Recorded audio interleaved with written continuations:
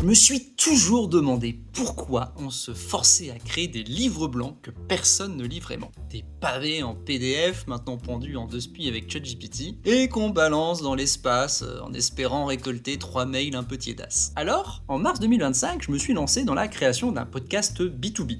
Mais sous la forme d'une fiction, d'un thriller audio. Alors je sais, sur le papier, ça a l'air d'être une idée super bancale. Mais c'est pourtant ce que j'ai fait. Et ça a franchement mieux marché qu'un livre blanc pondu en 2-2. Alors, le pitch est simple. J'ai imaginé une ado de 13 ans qui devient la coqueluche de LinkedIn. Le genre de truc que tu vois quasiment tous les jours sur ce réseau, quoi. Et histoire de faire un truc un peu gros, un peu bien dosé, parce que plus c'est gros, plus ça passe, cet ado a généré $1 million avant de disparaître du web. Littéralement. Plus de compte LinkedIn, plus de sites, plus d'articles médias, plus rien. Ça a été le gros nettoyage.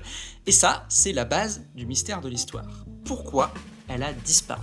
Ça s'appelle Le Mystère Lauren Hurst et c'est une série audio en 5 épisodes, ni plus ni moins, il n'y aura pas de saison 2. C'est une sorte de mix, disons, de thriller et de satire douce amère de ce charmant réseau qu'est LinkedIn. Si t'as pas trop cherché, tu crois que t'écoutes un documentaire, mais en fait non, c'est bien une fiction. Et sans trop rentrer dans les détails, je fais des interviews pendant les épisodes, mais j'ai enregistré toutes les voix moi-même, que j'ai ensuite transformées à l'aide de MongoRVC, un outil d'IA vocal open source pour faire croire que je papotais avec différents interlocuteurs. Et pour être honnête, ça a mieux marché que ce que j'avais imaginé au départ. Faut dire que le truc, c'est un peu un ovni pas super conventionnel en B2B. Mais j'ai eu plein de réactions et pas mal de messages en MP. Les gens ont trouvé ça vraiment chouettos, pour le coup. Et en gros, j'ai eu tout un tas de commentaires qu'on reçoit jamais pour un e-book en PDF qu'on poste sur son petit site.